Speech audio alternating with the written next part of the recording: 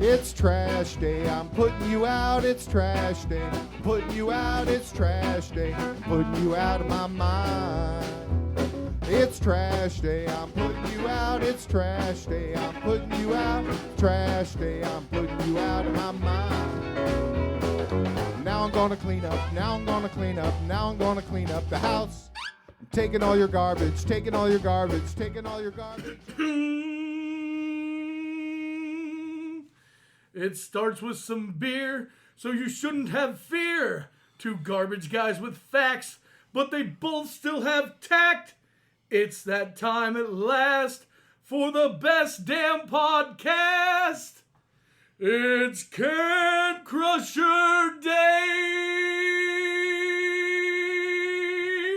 And welcome back to Can Crushers, guys. It's been a long time since we've had a weekly show. Paul's MIA today. Now he's got some football stuff. But joining me today is the English professor, Mr. John Padalano, and Noodle, Mr. Colin Maines. As last night we were at another Asylum Pro Wrestling event, so this show is going to be very heavy Asylum, and then we're going to kind of wrap it up of what we're doing with this new weekly Sunday show and tell you kind of where we're going and this, that, and whatever, right? So, good morning, fellas. Morning, Mark. Good morning, man. Thank you guys for coming here this morning. As we get into this real quick, I want to reach out to all the Can Crusher Nation and say thanks for the support over the last couple of weeks as well with the passing of my mother. If you have not listened to the, I don't know, what do you want to call it, John? The tribute. The tribute show. Yeah. All right, to my mother, go ahead and listen to it. It's seriously amazing. It's one of our best. It's really five guys that knew my mom real well. And I'm drunk in it. Yeah, and it does get, just a heads up, Mark made a point to say, explicit, to label it as explicit. It does get, not just explicit, but downright offensive at times. But what it is five guys who genuinely care about one another, six, because your brother's in the background. Touche. Just having some drinks and tearing into one another and sharing some stories. So if you can handle that, then I think you're gonna have some laughs if you listen to it. I told him it genuinely felt like you guys were sitting by a fire, just cracking open some beers. Well, I knew you were cracking open some beers from listening to you, but it was probably your guys' best episode in my opinion. Thank you. So that's not to brush over that real quick. That's where we've been. That's what's been up. But we're back. We're back. We still have the Legacy tournament going on. We are in the last semifinal match today when this gets posted, and it's Dustin Rhodes and Bray Wyatt. The winner likely faces the Macho Man. I can't believe what a lead the Macho Man has over The Rock. It's unbelievable. Yeah. Good job. That was really good. It was really good, Colin. I practiced it. So, I'm excited. Still lots going on, guys. Still lots going on. We are back every Sunday now because with the whole scheme of wrestling changing, we have to adapt. Yes. Right? It's adapt or fall forward on your face, and, that's it. All right. That's why Crockett went under. That's why, legit, we could get into a whole show about that. Yep. But, all right. So, we were at Asylum last night, and it was called Collision Course. There was a surprise. Not a lot of people knew about this. I was kind of given a hint, but not really. The ring announcer. There was hints all week. I wanted to be Howard Finkel. Right, yeah. You did leave some context clues, as we English majors call them. Mark was the ring announcer. There were two ring announcers. There was the villain ring announcer, and Mark was the babyface ring announcer. And honestly, guys, he did an awesome job. Really, really good job, Mark. You look natural in there, buddy. It felt nice. Let me tell you, it felt nice. I need a shtick, though, which is really cool because Asylum Pro Wrestling is ran by the lunatics and lunachicks. So I was all suited and dudded up, and one of the wrestlers said, "This isn't you. You need to add something. You always wear a hat, so wear a hat." Thus the picture today, because, sorry fellas, we're going to use the ring announcing picture That's fine. from last night for the thumbnail. Thus, why have the hat on? Putting that hat on released a lot of, bad mojo. I'm like, I feel comfortable now. I went out and I hope I killed it. I really did. I enjoyed myself. You really did. You really did. And we're not just saying that either. Yeah. Yeah. A big part of that was whatever they did was a better sound system. You could hear every word, whether it was you or whether it was the other ring announcer. You could hear every word. The music was a lot clearer, too, for the introductions of the wrestlers. Production-wise, as far as that goes. Since we're on this, talk about the production. My only gripe with the entire production, a little too much fog. A touch too much. I like the idea because it was Halloween, coming up on Halloween, but I would say. But I don't know, it might have been different if we were in the other building.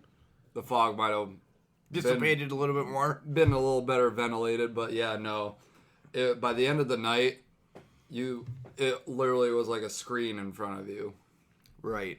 I'll tell you, I do want to talk about the mic. Shay just recently bought these wireless mics, and we've been talking back and forth, and he's like, look at these, and he showed me a couple of them. I'm like, Shay, you don't need to go $19.99, Goodwill ones, or you also don't need to go $1,000 this. I said, these ones right in the middle, and I'll tell you, now I'm a pro all of a sudden. They felt good in the ring. They're lightweight, they're movable, and they made it around the ring without any cracking or anything. So what I heard coming back from the speakers to me as I'm announcing everything sounded really good. So I was very much focused last night, so I didn't look like a jackass and or mess up. You said that he didn't need to go $19.99 on the equipment. He did go $19.99 or so in the main event, in the last elimination. More on that later.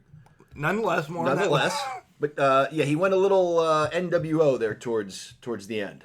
Yeah, he did. But let's start right from the beginning and break it all down. Break it down. One question I have for both of you guys. You both have now been doing Asylum in Expo 1 in Clearfield and Expo 2. What venue do you like better? Expo 1 or the one that we were at last night, Expo 2, call and go? Personally, I like Expo 1. It could just be a nostalgia thing because that was where the first two shows were held. The third show was held in Expo 2, and I just like it better. It's bigger. The ceiling's bigger. You don't feel so clustered. And you don't have to worry every time a wrestler goes to the top rope, they're not going to hit their head off a beam. When you have a choice of two options, it's which venue do you like better, not what venue. And which venue do I like better? I'm with Noodle for all the reasons he just said. I like one better. For all the reasons he said.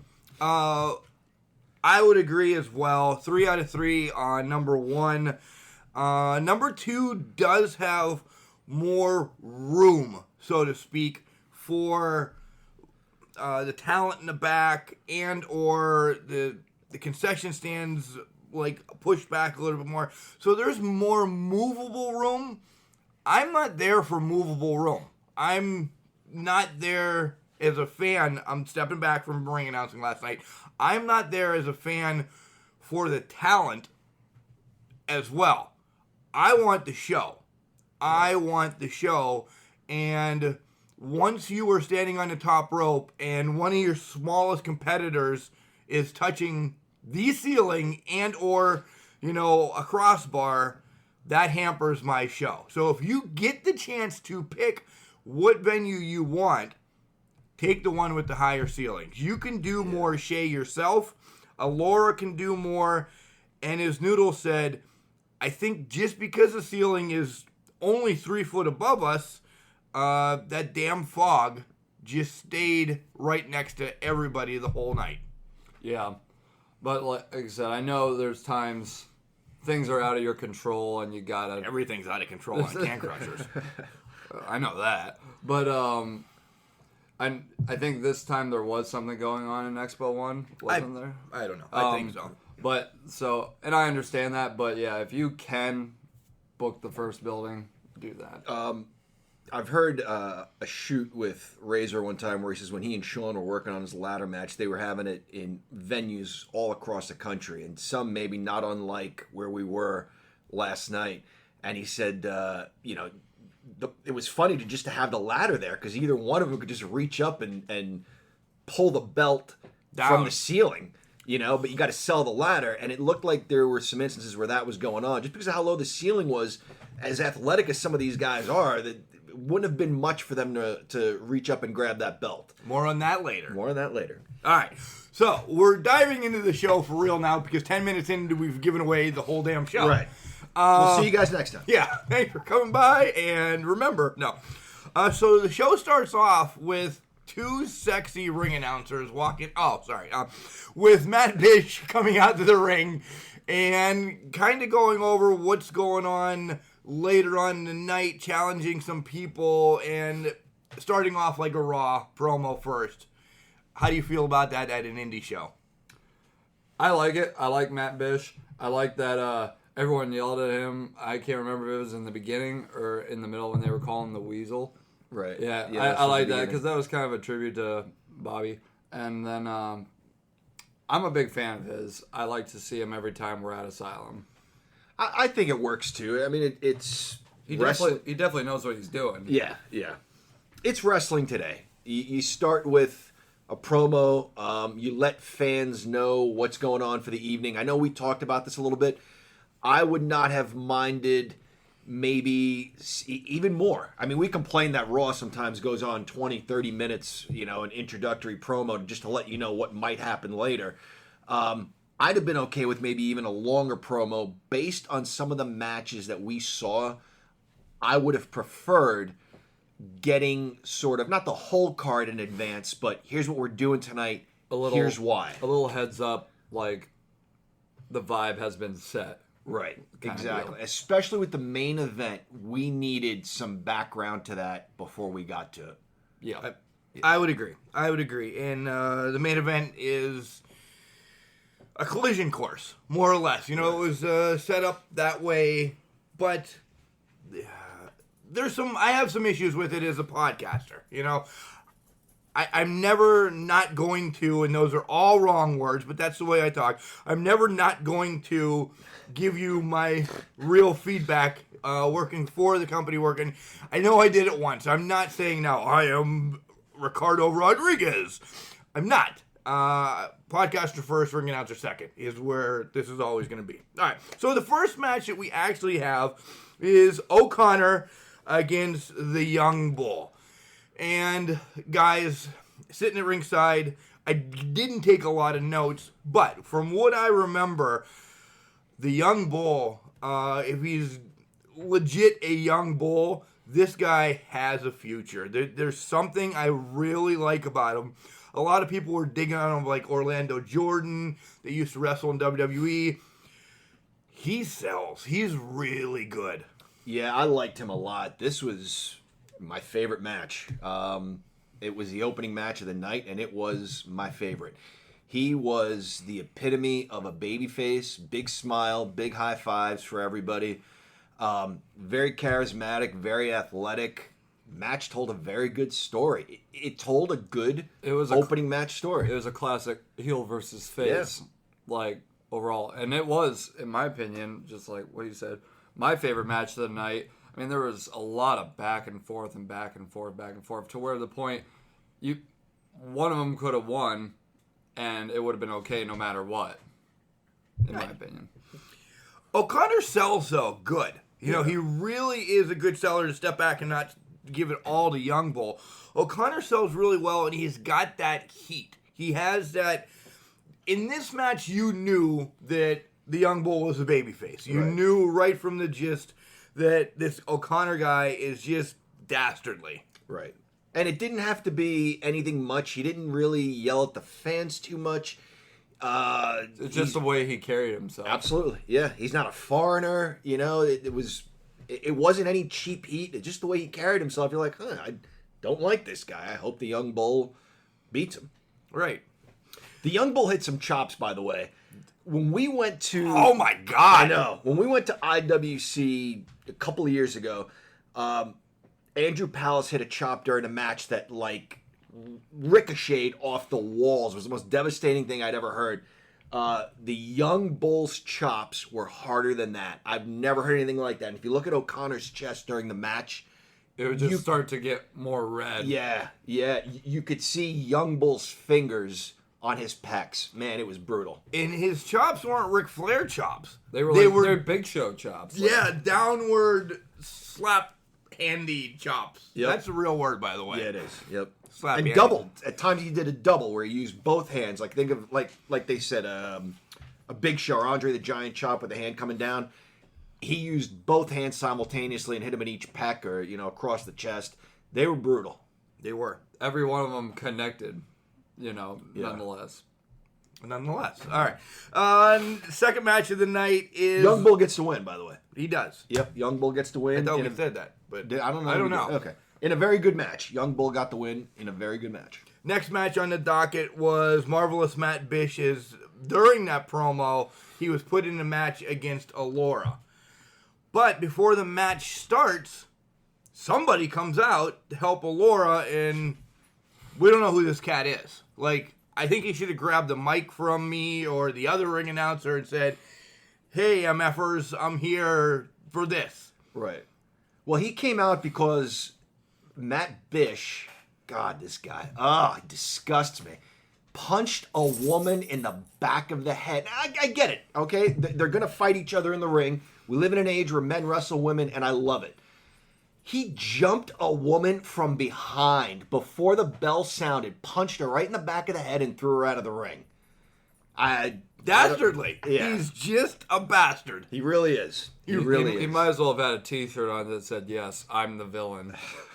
Could not have made it more obvious. But he sells it, right? Oh, he did amazing. You know just by looking in that smug face of his that he's just a heel.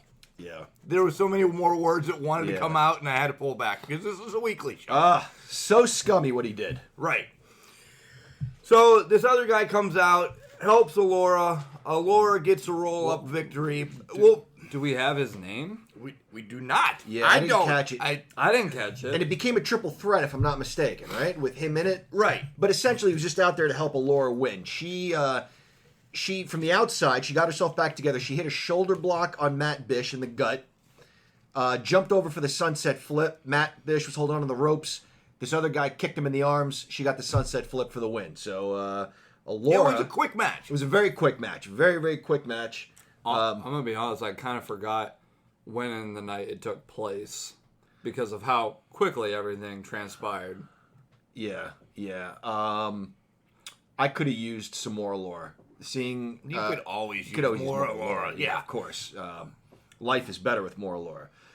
But seeing how good she is, what a good worker she is, I would have liked to have seen a little more from her. We saw her against El Gigantor one of the last times we were there, and that girl can take and sell a beating. Like, I mean, this guy's huge, and he's power slamming her and throwing her around. I would have liked to have seen that, and then she was in another match later that we'll get to where I would have liked to have seen a little more from her then too. I'd say I've noticed ever since the first Asylum to this one, she's really only faced guys. Yeah, that's true. Like, really only. I think there wasn't one time where she was in a females match. There was going to be. There was a ruckus that went on, and kind of in the got back pushed to the side. But I mean, I have no problem with her kicking guys' asses And taking names all day long. But I would really like to see a good long match with her and another female competitor. I was just gonna say that. We all love Allura. And she's amazing at what she does. And she could sell, like you said, John, a beating like no other. But it would be nice to see like maybe a Trish versus Lita type deal. Right. I think we Allura needs to I'm not saying break away from Shay, this, that, or the other thing, but just get another everyday active woman on the roster right. but don't pound, because Trish and Lita is still going on now, 30 years later. Yeah. Don't pound that feud in her face, but at least wean her into something else where she can really, really showcase what she got. Yeah, we see Johnny Gargano sometimes, and I feel bad. I can't think of his wife's name off the top of my head, but they'll do a program together. Yes, they'll do a program together, then they'll do their own thing. And then maybe you forget about them. You don't forget about them, but you're not reminded constantly that they're together. But when something important happens, they're there for each other. I mean, there was a point where she was still a babyface and Gargano was a heel. But you know they're still married. You know, so Laura, definitely talented enough to carry a program of her own. Right. Next match of the night is Tommy Zombie against Dewey, the mother trucker, which I love that gimmick. He's just a big guy. Stand by me guy. Yeah, my wife and Colin and they all said he looked like the Stand By Me, the fat guy from Stand By Me, was his name Chubbs or whatever. Eating the pie. All right. Oh, Kelly said it, and then the rest of the match, I couldn't get that out of my head. And she's like, he'd like roll out of the ring, and she'd be like, "Stand by me, guys, on the other side." And I'm like, "Is he really?" Like, you know. Did you see it? Stand by me? Yeah, of course. No, I mean him, the Dewey, the trucker, looking like the Stand By Me guy, or the Stand By Me guy looking like Dewey. Or I don't think so. I mean, I didn't get that initially. Yeah. All right. I'd say Kelly, it was all her idea. Well, this is why it sucked. Hey, Cal. No. Yeah, I was like, where is she? Still sleeping. You guys can't see this. We all looked over our shoulder. Tells you what kind of men we are. She's got them in a purse. She's got them in a purse. So, these guys are young. Right. Wrestling experience-wise, you can see that they're young in the ring and everything. Let's start with Johnny on this one. What did you think of this match from the get? It wasn't my favorite. There were maybe some nice moments. Overall, I did not love this match. And this was a situation where some of the more experienced guys with a low ceiling can fly off the top rope. Tommy Zombie attempted something off the top rope, thought better of it, and started to climb down. And that's just kind of I don't know, it's kind of a moment where... You don't want to exactly say, oh, he chickened out. Right. But at the same time, hey, he kind of did chicken yeah, out. Like, you know. And fans weren't happy about it as they started to chant something like, from the top rope, or something to that effect. But he was like, no, I'm going to think better of this. It was like the equivalent of having an awesome balloon and someone walking over and Yeah. He set this up, he climbed, and then kind of thought better of it and climbed back down. Your analogy was a balloon I at the age of 25. I like balloons. Leave me alone. So you were the one that goes to a carnival and gets the guy to shape it into a duck or whatever. Let's say the kid inside never dies. Speaking of the carnival, is Tommy Zombie the guy from the carnival? No, that is Shadows coming up. That's right. Okay. Yeah. So all in all, right? I'll say it. I wasn't a fan of it. He hit a finish off the second rope. Maybe not like a Vader bomb, but like a 450 or something to that effect that had no sound whatsoever. So it was flesh on flesh. It's flesh on flesh, and he crushed that guy. Got the 3 count, got the win, but it looked like a brutal splash. This was another gripe I had with the match. I could not tell who was the bad guy and who was the good guy. Like, I don't know if you guys felt that way. I couldn't. I had a, because... You might have had a vague idea. Right. Tommy Zombie was announced first, which usually you announce the bad guy first, but I would imagine he was the good guy. But then again, I didn't get a lot of... feeling from either one. Yeah, I didn't get a lot of feeling from either one, and maybe that was sort of the point. I don't know. Maybe we're supposed to get a feel for these guys, or... I like the gimmick, Dewey the Mother Trucker, though. I like, he's a bigger guy. Yeah, I like that. We could turn this into like Roadblock or Big Bully. Busick or the Blacktop Bully, or you know where I'm going with there. You could turn this into that, and it would be fun. I think it's okay. But all right. So the next match on the docket is the Asylum Pro Wrestling Heavyweight Championship. Johnny Malloy and his opponent Joe got hurt, so he doesn't have anybody to face until Crazy Shay brings out two new members of Asylum, Manchild and El Gigantor. El Gigantor, he's a big boy. He's a big boy, and he was with Marvelous Matt Bish. Mm-hmm. Yeah, and Crazy Shay did a great job explaining all that to us, and why he's not with them anymore. So now he's on Asylum's side. I think Matt Bish lost quite the protege with a good bit of potential in El Gigantor. I agree. So You explained it so well, I couldn't have. I'm hard to follow. So the match ends up El Gigantor against Malloy. Bish is out there. Little Binky the Monster's out there. You know, they're all out there. And Manchild stays out there with El Gigantor. But Bish sends him off to get candy or something. Yeah, I didn't like that. He was literally out there just for that reason, and we never saw him again. Yeah. Like, he walked away, like, to the concession stand, comes back with a bowl, and gives El Gigantor a sucker after he loses. Well, he was sending him away because he knew that he wasn't going to be able to hit El Gigantor with the cane. You know, he's had it planned because Bish is dastardly that at some point he's going to take his shot that time in the match. And he remembers how childish Manchild is, that if you say candy, he goes and gets candy. Right. And he gave El Gigantor a lollipop, maybe not even to make him feel better, but win or lose, he, gave him a lollipop. You tried your best. Yeah, exactly. Right. Consolation prize. Yeah. I mean, I wasn't a fan of it. I would have liked to have seen him get more involved, but that's just me. What's his nickname? The bearded villain? Johnny Malloy. Johnny Malloy. I like that guy a lot. And that's another guy yeah. that doesn't have to do a whole lot. He says what he needs to say, and then his body language tells the rest of the story. Again, he's not necessarily bashing anybody. He's not knocking anybody. But he's just got an air about him that you don't like him. His body language, like I said, tells you what you need to know. Probably my favorite entrance song. I love his entrance song. I can't think of it right now. Of course I can't. But I have this always written in my notes. I love his entrance.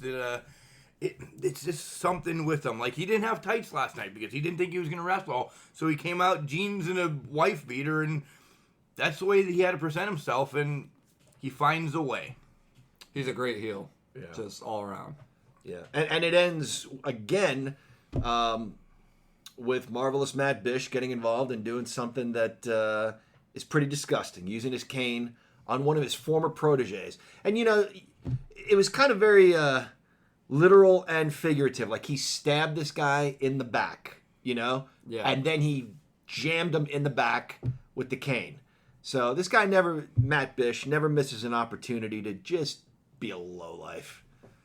Just a little bit like throwing on dirt. Yeah. I knew dirt. Yeah. And then it's almost time for intermission, but as I'm ready to announce intermission, we have a student from the Asylum Pro Wrestling pit come out, and Max Strong comes out and says, hey, he's here, he's going to take over Asylum, but he knows it's a kid's birthday. Invite the kid in the ring to try to win $50. Right, he had to shoot like a little Nerf football. It was a or skull. Something. It was a skull. Okay, into a garbage can. Seemed easy enough. The kid he missed by plenty. It ended up in the first row. And then a fan. This was cool. The fan went to throw it back. I was hoping you guys would see this. Yeah, He threw it back and nailed it. Kobe. Yeah, instantly right into the garbage can. Yeah. So he didn't win the $50, but consolation prize. It was his birthday, so they had a cupcake Right. for him. Those are good cupcakes too that they sell at Those are concession amazing stand. Yeah. cupcakes. They really are. And he jammed it into his face. Terrible. Shay comes out because he doesn't like that, and he brings out New Huggy. I kind of like the new Huggy. Yeah? I really do. He's so good at what he does. It's hard, I'm sure, to walk on all fours like a monkey running around the ring like that. Like a Neanderthal? Right. It's a good word, right? Yeah. All right. Let's say he really went for it. He sold it pretty good. It was more intense than the other Huggy. Old Huggy. Yeah, I'd say. But the thing that old Huggy has over this Huggy, in my opinion, more heart.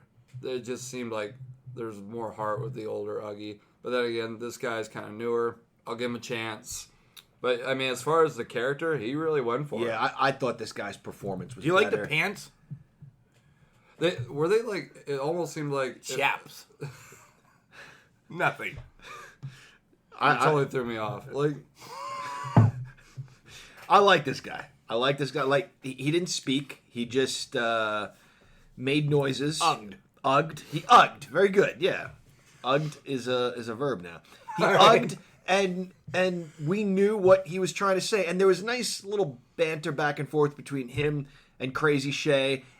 It's pro wrestling. It's entertainment. It's fun. And Crazy Shay would say something like, "So are you trying to tell me you want this kid here back on December 14th?" Like, like with his monkey noises. It was great. It was so much fun. It was entertainment. I enjoyed it. I'm an old guy, and I still loved it. I was entertained. So this was the announcement that December 14th, Asylum Pro Wrestling will be back in Clearfield once again. And the match is set up, construction worker Max Strong against Ugg to get everything. And now we go to intermission. After intermission, because we don't need to talk about intermission, you guys went drinking or something, I don't know. It is time for the Code Red Heavyweight Championship bout, which Shadow the Clown against the heavyweight champion, the future of reality, Trevor Gage. And I want to start, and we saw Trevor wrestle like one of his very first matches on the very first Asylum show. Trevor continues to impress me day in and day out, month in or month out, week, however the hell we want to say it. He is so good at what he does at such a young age. Silence. I don't. He was on the first Asylum show. Mm-hmm. See, He was the very first match Yeah. on the very first Asylum show. See, I did not remember that. Like, Al, to me, this was a new guy. Oh. I completely forgot that he was there. Yep. Yeah, and I'm with you. I'm with you, Noodle, in that I had forgotten about him being in an opening match, and I thought this was somebody new. But now that you remind us, like, the improvements are tenfold. This was, I said the opening match was my favorite. I'll stand by that. This is my second favorite match of the night. And I liked the Shadow the Clown from the loved Carnival. him. I Yeah. loved him. Yeah, that's a great character. There was a little bit of hardcore in there. Yeah. In there with their match. Didn't they break a table? They went off into the crowd and break a table?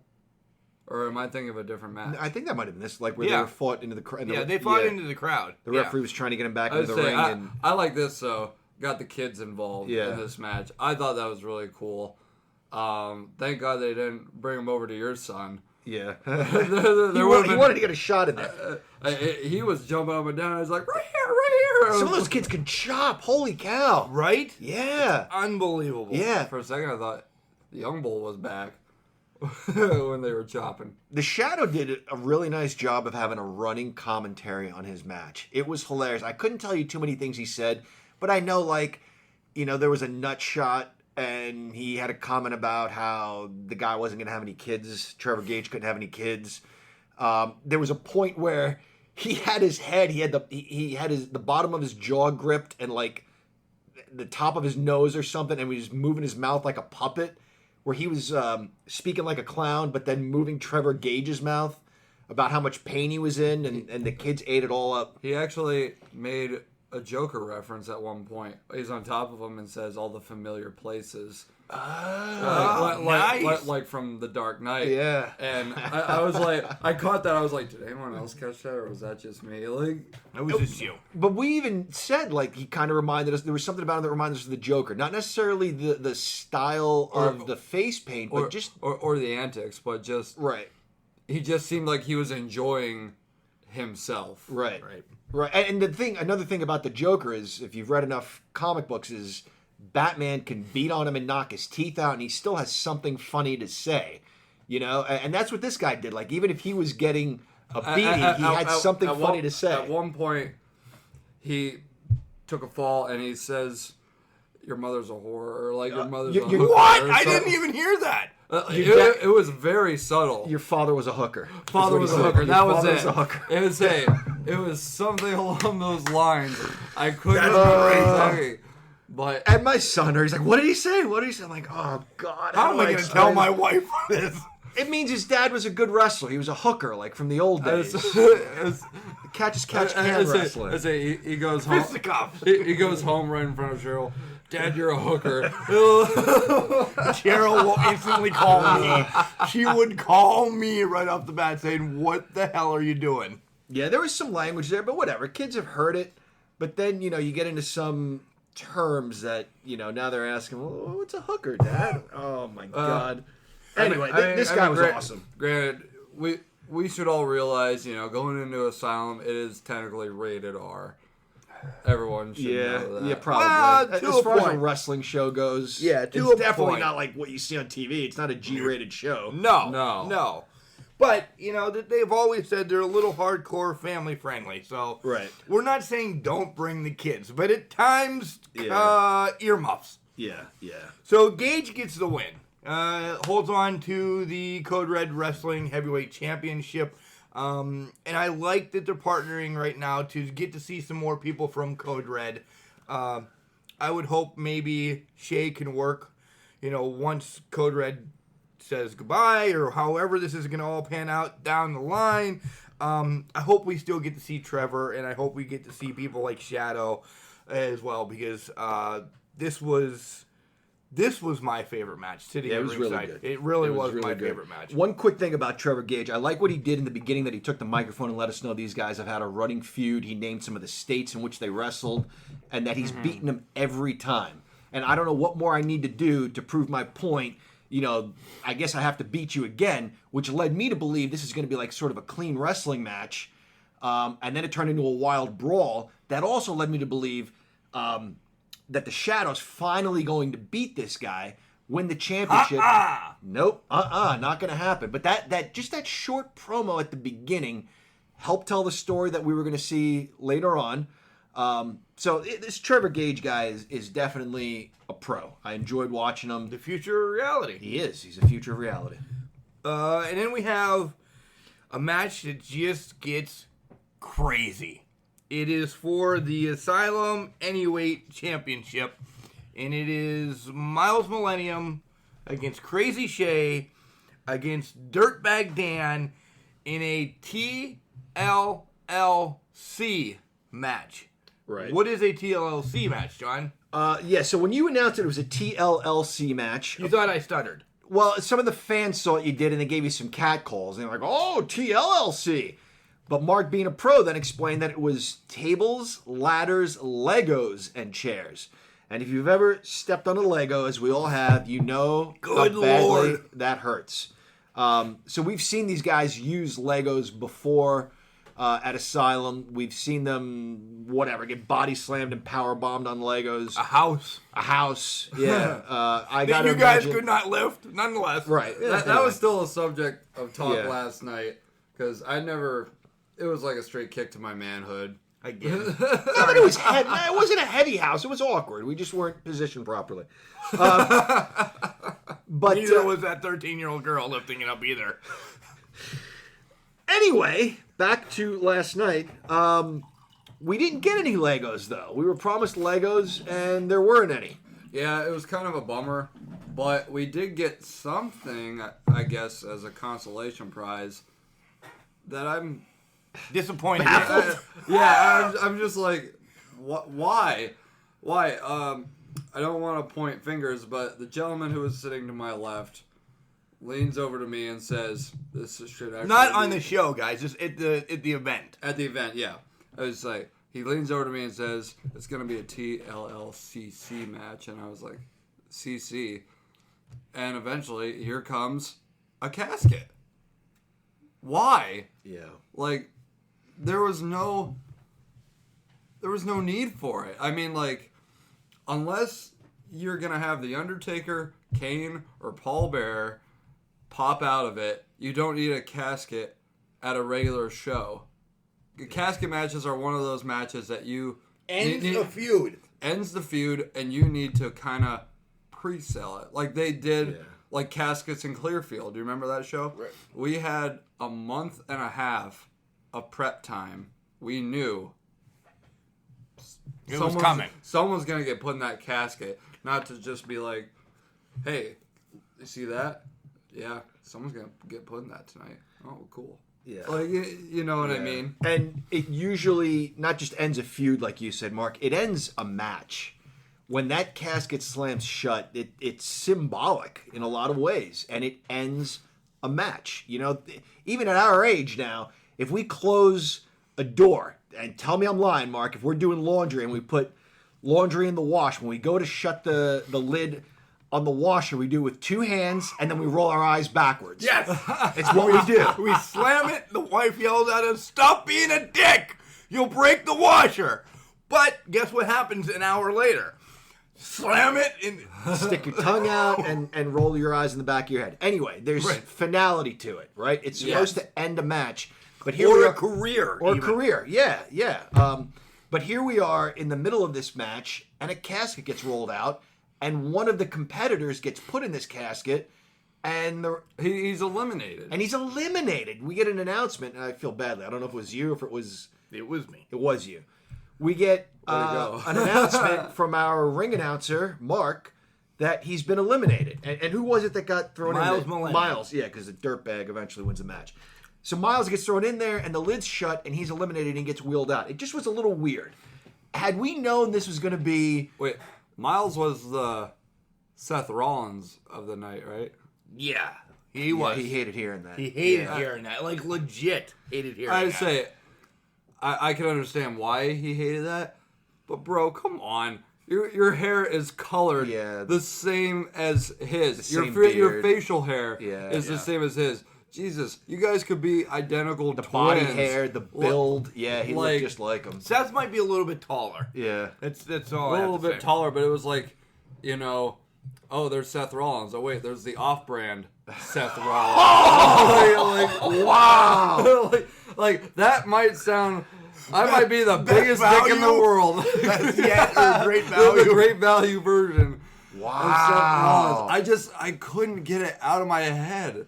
Yeah, and it's nothing against the guy. He was a very good worker, very charismatic. And he was a great wrestler, and he was a great heel, but I couldn't get that out of my head. Yeah. Once I heard someone say it, that was it for me. Like, he made fun of my wife even though she wasn't there.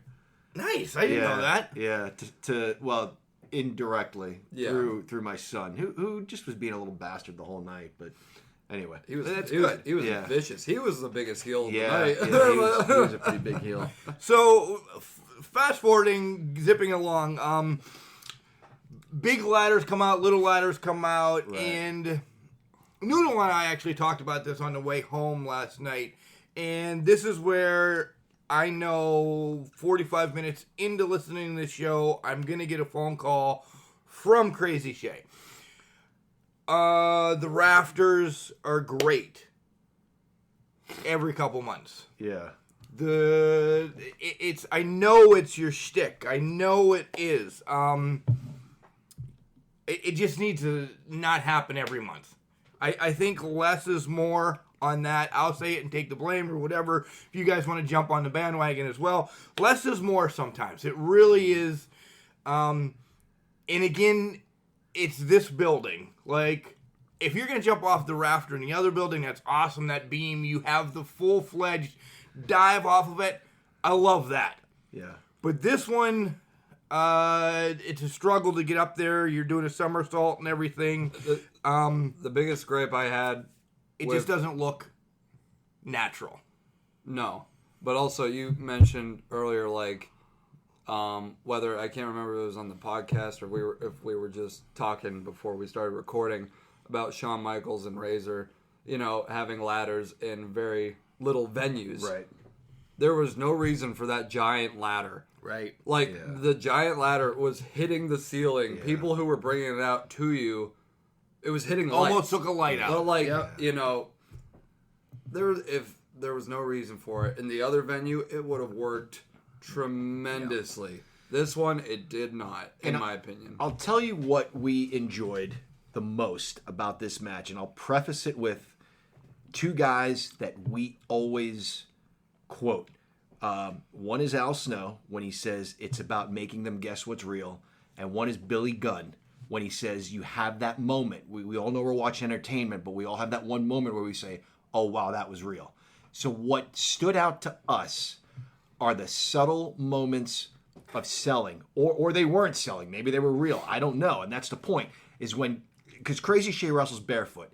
He baseball slid into a ladder went flying out of the ring and hit one of the opponents. Because he wrestles barefoot, he grabbed his toe or his ankle, and I thought, man, did he really hurt himself? Because he wrestles barefoot, he kicked that ladder at full force. So it's little things like that. Like, he's a real pro. He had us worried. There was a point where Alora said, and this was a little bit later, but Alora said, we need a doctor. But the thing is, as you mentioned, she didn't overly say, she didn't scream, we need a doctor. Is there a doctor in the no, house? Yeah, no. But no, it was just loud enough that where the people that were around, Right.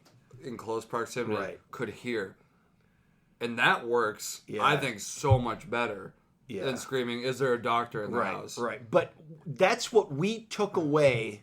I mean, of course, I remember there's a Crazy Shay did a power slam on a ladder. You're going to remember some spots, some really good spots. But what we really remember, guys, are the performances, the emotional performances. There is one more gripe I have with the match, and that is when the managers would try and climb the ladder and get the title. Right. That didn't make much sense to me. I mean, I've seen it done before, but it's like my mind just can't compute. Wait, do they win, or are they winning it for yeah? Are they winning it? Are they winning it for their wrestler that they're representing? In this day and age where people can jump into a match and become part of it, like with a Money in the Bank or something. Do they become the anyway? That's where I was like, what? So Bish gets put through the table. More or less, Shay and Dirtbag Dan wrestle a little bit more. Dirtbag Dan climbs the ladder and ends up with the Anyway title to keep it and go along. Both of them help to the back, and now we're set for our main event, which is Survivor Series 5-on-5. Old school. Elimination match. Team Code Red against Team Asylum Pro Wrestling. And you have Fleck, Chris Andino, King Kong Nasty, and the tag team of Black Privilege. They were awesome. Oh my God, they were funny. From Code Red against Team Asylum Pro Wrestling, Johnny Malloy, Slice, Dirtbag Dan, Alora, and Shay. So stop there for a minute. On the same team for Asylum, you have Dirtbag and Shay, who had just wrestled a 25-minute match going through hell.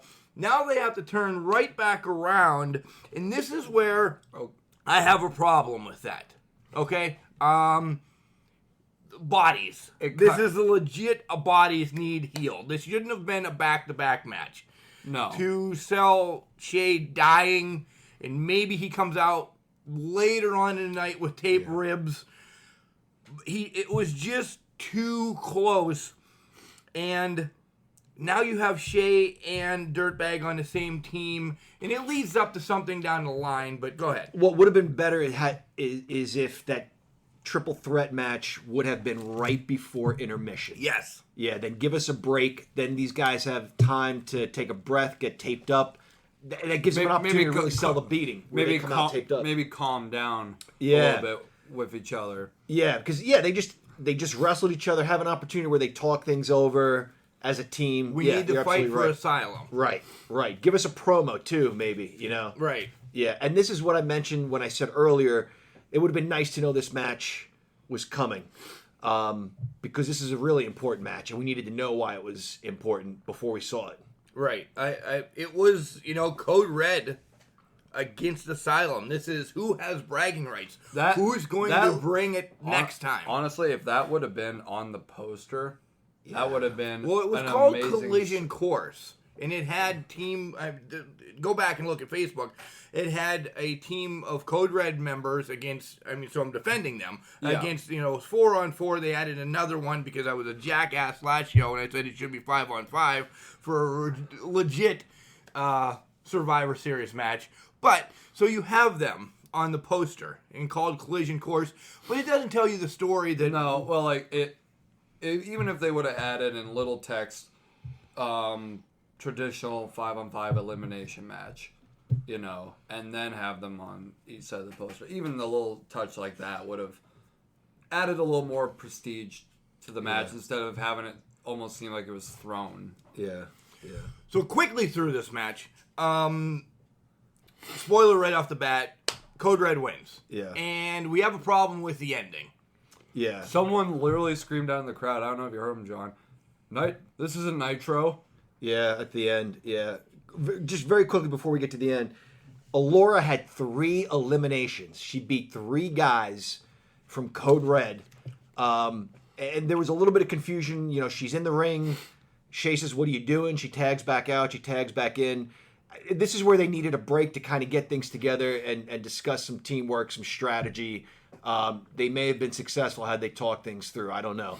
But this, again, I would have liked to have seen her work a little more in the ring because she had some quick wins.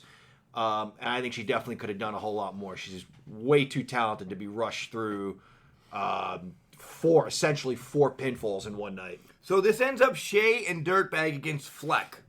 Fleck gets a roll-up victory on Shay because Dirtbag wouldn't tag himself into the match. Once Shay is eliminated, Dirtbag does come in and just Jeff Jarrett's it to Hulk Hogan, lays down, and Fleck essentially covers him, takes the win for Code Red, comes out and gives me the BS because I get the BS from Fleck. And we wrap up this night, and we're looking forward to December 14th. So we'll give away some money, and all in all, let's grade this. I'd say Of course, we're not going to grade this. We're at 50 minutes, but all right, go ahead, Noodle. I'd say before we do this, I did not like what they did with the bearded villain with this match. To me, it made him look a little weak because wasn't he the first eliminated? He was. Yeah. Right. It kind of just makes your champion look. Yeah. Oh. It's because he took it upon himself to stay in the ring and try to fight the whole fight by himself. But all right, very quickly, out of 6 beers, I'd give it 4. I'm gonna go with 4. I give it a 5 because of the ring announcer. I'm telling you, the ring announcer was on point. Not the marvelous ring announcer, but me. The Walrus. Yeah, the Walrus was just in my way all night. But for the first... No, guys, I'll step back. I was nervous as shit sometimes. It was fun. I hope to do it again, build this resume, and go forward. But theoretically, a 4.5. It's a 4.5. There was some things stepping back saying, I would have done that a little different. I would have done this a little different. But we're not crazy Shay. So all in all, we'll go back to Asylum December 14th, right? Yep. Right? So, yeah. All right, we're going to take a quick break. We're going to come back and cover Raw, SmackDown, all of that. Giving you a brief overview of where we're going from here. But here comes our buddy, Al Snow, with some collar and elbow. Wrestling. A love and a passion we all share. I've started a wrestling brand. The wrestling brand. a brand founded on the aspects of wrestling. Two entities working together to create a product that connect emotionally for people everywhere.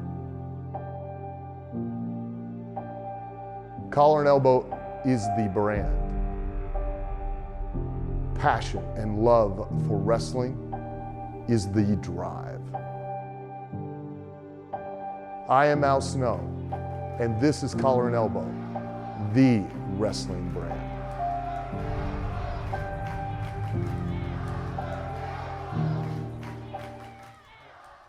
Hey, this is former WWE superstar Duke the Dumpster Drosy, and you are listening to the Can Crushers podcast. And welcome back to Can Crushers. A little bit of an overview of wrestling in general. I have not legit sat down and watched wrestling with family things going on, but we're going to glance over it, John. We're going to talk about some Raw and Smackdown, some NXT.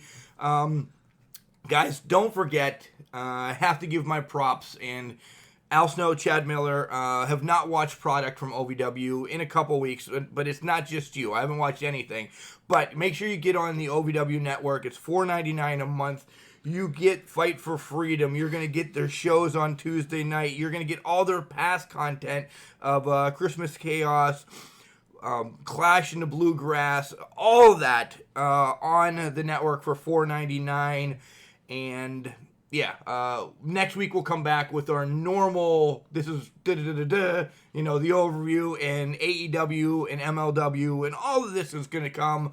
But John's looking at me like he wants to say something, so go. Oh, all right. No homework this week, please, though. No, none this week. You guys have had a few weeks without homework, so hopefully you've gone back and listened to some old shows and reviewed some of the material. Just what I've seen in the last few weeks, the 24/7 title keeps getting crammed down our throat, and it's still, I'm sorry, just one of the dumbest things I hate it. Ever seen. Really do hate it.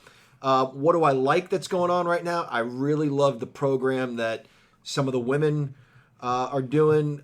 Charlotte Flair, Becky Lynch, Sasha Banks, Bayley. I love Sasha and Bayley. I didn't love them before. I love them It's now. about damn time. Yeah, I'm a bandwagoner. They're legit badasses. Yep. And what I love about them is, again, we're old. We like old school. They are a throwback to the old school. They continue to get their asses kicked, and they keep coming back and talking crap. I love it.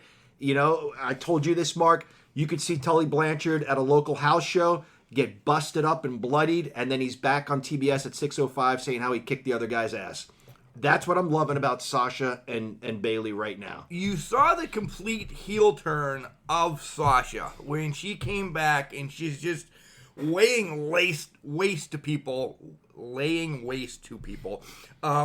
she first comes back, and now she's doing that whole Tully Blanchard thing that you just said. But how do you feel about the huggable one, right? Bayley? She's not full-fledged, Kevin Owens bastard or anything like that. She's still high-fiving kids on the way to the ring. Yeah, my God, I'm so excited about Bayley being this way now. Yeah. That I love it. I love it too. A different spin on Bayley. I love it. It again is a reminder of when Sting and Luger were tag team champions, and Luger was a heel and Sting was a babyface. I'm talking like 96, 97. I thought that was brilliant. It's a reminder of when Ric Flair came back to WCW. Of course, everybody loved him. He was a babyface. Arn Anderson's a heel. Still is Mark air quotes, still his cousin. They still talked about each other in promos. It adds a sense of reality. We're not in a world where it's just good guys and bad guys. Good guys and bad guys can be friends. So I love this. I love what they're doing. I love Sasha's attitude where she gets beat down with a stick or beat down with a chair. She's had it. She's coming back. We are going to fight again. It's an easy formula, but when you have good performers, it's a lot of fun to watch. We can watch these women work every week and be okay with it. So you're finally on board. Months ago, prior to WrestleMania, you were like, Charlotte.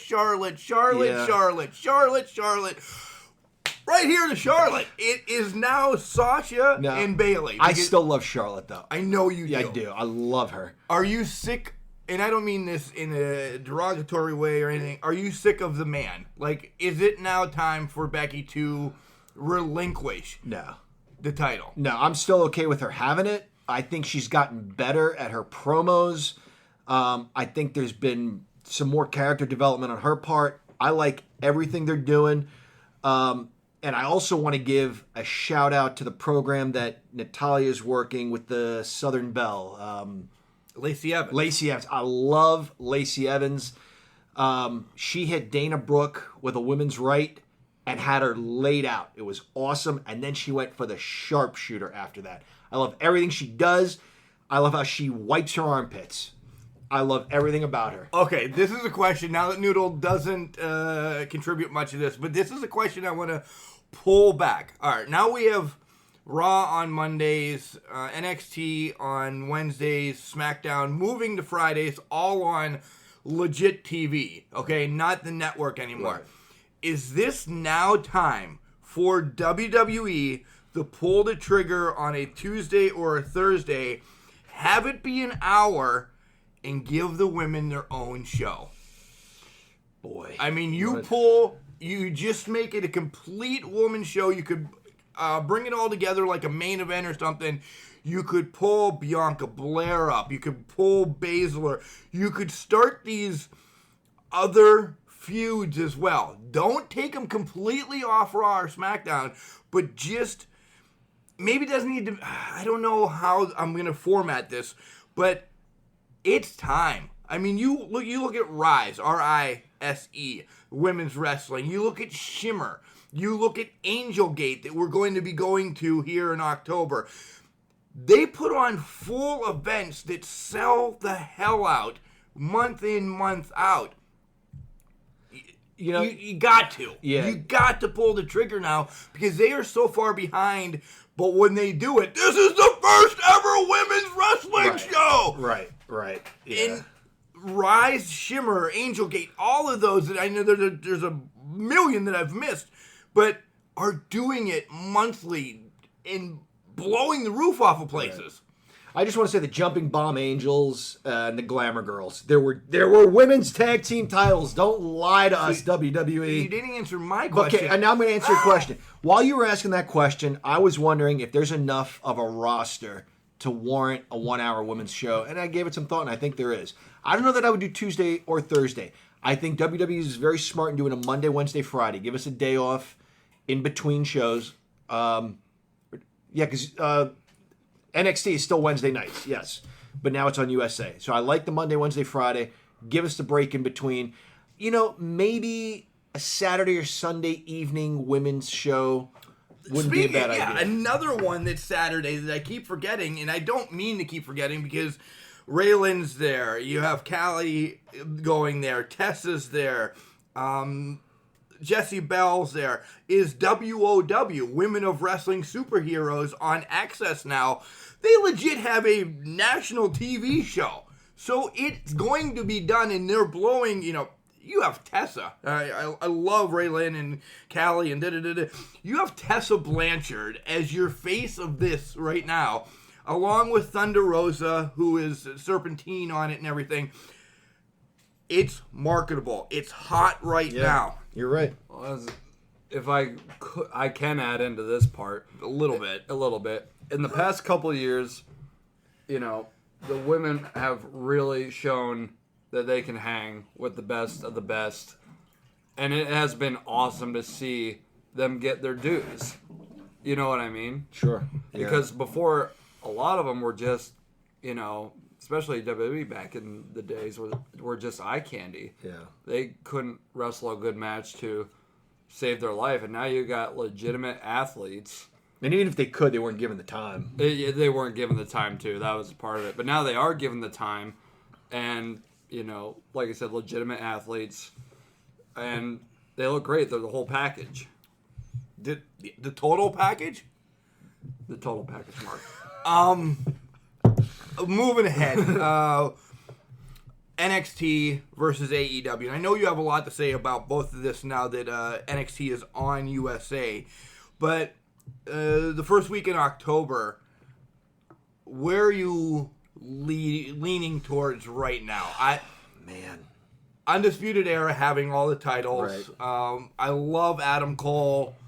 Baby! Velveteen Dream, by far one of my favorite, air quotes, characters right now.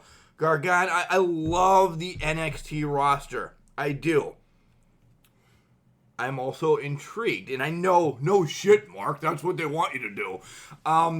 What is AEW going to do? Are we going to get, and I don't care how much a wrestler says, no, are we going to get that CM Punk peeking up? Are we going to, I'm going to watch AEWs, If Punk were to return, I think the internet would break. I mean, even people who aren't wrestling fans know who CM Punk is. I mean, in my opinion, he's that level of famous. Right, sorry, I was taking a drink. Yeah. Where would I tune in? Man, that's tough because... I would have to. It was like...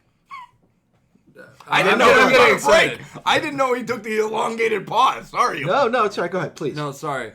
It reminds me of when, a while ago, when Impact TNA changed to Monday nights to try and go up against Raw in 2010. But then Raw immediately countered by having Bret Hart return for the first time. Yeah.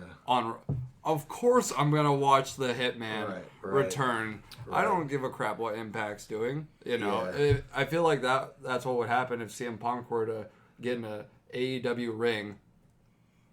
I could just feel my hand switching the channel, to watch it. You know what I mean? But you have to be on the internet to find out. Not saying that you're not. All right, what do you have to say? Real quick, we're going to wrap very this quick. up. Yeah, WWE, they're no dummies, man. NXT on USA was a good show. It had a nice old school feel to it. It looked different than the NXT we saw on the network, but still kind of looked the same. Some subtle changes. I liked it a lot. They gave us a title change. Hated to see the Velveteen Dream lose, but they realized there's some competition, and they're going to be tough to beat. I honestly don't know. I don't know what I would tune into because I love NXT. It's probably my favorite brand of WWE, but I'm also intrigued by AEW. So I don't know. Final question to both of you, because it just popped in my head. Do you want somebody going up to the main roster, or would you like to see a Kevin Owens come back down to sell NXT and go over AEW real quick? Both only a 15-second answer. B. I would think switch it up a little bit. Send somebody to NXT. I agree. Yeah, that was quick. All right, let's go over our shtick real quick, as this was just a brief show, which ended up being an hour plus. Pro Printing and Office, LLC, 814-834-3006. Call Dave All's mom, and she'll hook you up with stickers and note cards and everything that you can print. Another one of our sponsors, guys, it's Collar and Elbow. I have some shirts. Johnny has some shirts. Hats, hoodies, tees, all your wrestling apparel. And when you order from them now, because this happened in kind of the whole time off of our weekly show, type in Can Crushers. Capital C, A-N, capital C, R-U-S-H-E-R-S. All one word. Can Crushers. Both C's capitalized. You get 10% off of your order. Have it be a discounted shirt or, whatever they're doing. It works on your order. You order it, boom. And when you do that, you actually give back to us that we can expand a little bit more. There is some royalties. We're always transparent. You guys buy something from them, use Can Crushers, we get a kickback. I'm not going to lie. I have said we're going to be the transparent podcast, and that's what we are. The shirts are great. They really are. I like to wear mine to jiu-jitsu sometimes. It makes me feel like a badass showing up with a shirt that says Collar and Elbow. Nice. You can check us out on Facebook and Instagram. It's at Can Crushers 69. You can send us some emails. I've been lackluster on the email the last couple weeks. cancrusher69@gmail.com. Do you want to do the website? You should do the website. All right, where is it? Right. It is https://cancrusher69.wixsite.com/cancrushers. What is it? It is https://cancrusher69.wixsite.com/cancrushers. I actually did some work on it this morning as Colin was still sleeping and you weren't here, so I've updated it with all the events that we're going to. All right, I'll check it out. But you can hear us on iHeartRadio, Spotify, Stitcher, Buzzsprout, iTunes, Google Pod. Listen, you know the gist now that you can find us anywhere the podcasts are out there. We are there. And if you don't want to go to any of those, you can continue to go right to our homepage, and there's a Listen Now button and listen. But don't forget, you can always carry this app around. It's on your phone that you can get through Google Play or iTunes. It's called WrestlePost. The WrestlePost app. Do you have it yet? I do, actually, yes. And it's great that you can, if you're in, I don't know, let's not pick Idaho anymore. Let's say Iowa. And we want to see where there's a wrestling event. You can open up Iowa's page, and it'll show you that. Who's from Iowa? Anybody do we know? I don't know. Seth Rollins is from Des Moines, Iowa. He's never been from Idaho, by the way. Do you know that? I didn't know that. Yeah. That it was me being an idiot. So you could see if Seth Rollins' parents are going to a wrestling event in Iowa, not Idaho. But maybe we should go to Montana next week. Nonetheless, WrestlePost app, it's fun. You actually can meet other people on there as well. So where are we going, Johnny? There's some big events coming up. And this one is one of our favorite events of the year. Well, yeah, October 5th is IWC Unbreakable in Elizabeth, Pennsylvania.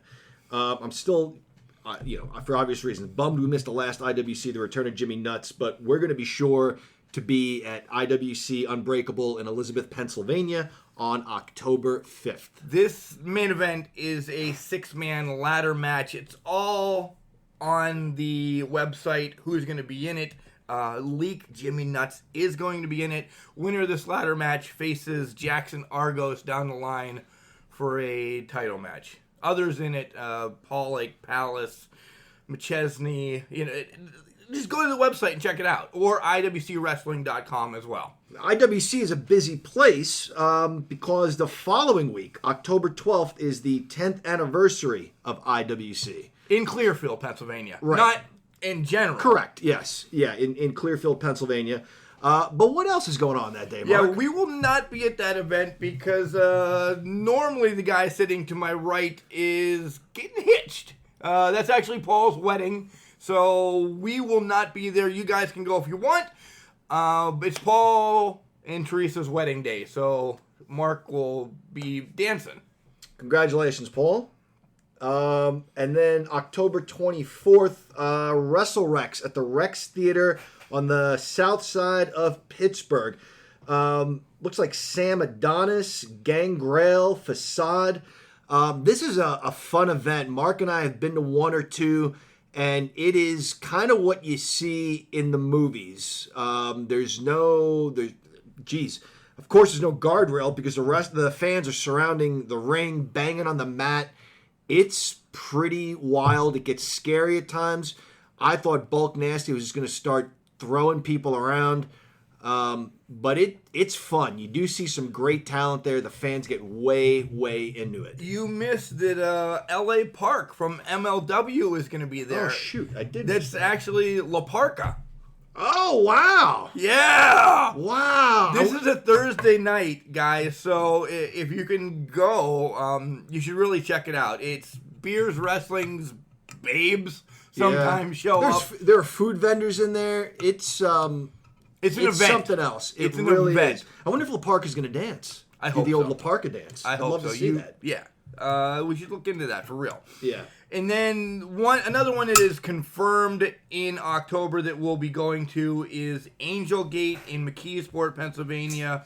I might have some other news here in the near future, but big star to be there is Rebel. So if you don't know who Rebel is, check her out. She's been all over the place. But yeah, Angel Gate, we're going to give them props. We're going to get some more info here in the next couple weeks, and hopefully I've worked some magic that there's an OVW star on that event as well. Oh, I wonder who that could be. Mark doesn't tell us anything. I really don't. All right, guys, thank you for catching up with us. I'm glad, and I know you guys have been going back and listening to old shows because I get emails and stuff. Asylum Pro Wrestling. Me, thank you for last night. I hope I did well for you, and I hope I continue to get this position. You know, if it's a position to go forward. I had fun, and Connor, you're not getting out of this. These guys were nice to you. You still suck really bad. There's some times in the ring that you just botched everything. So, Connor, you're a bum. Wow.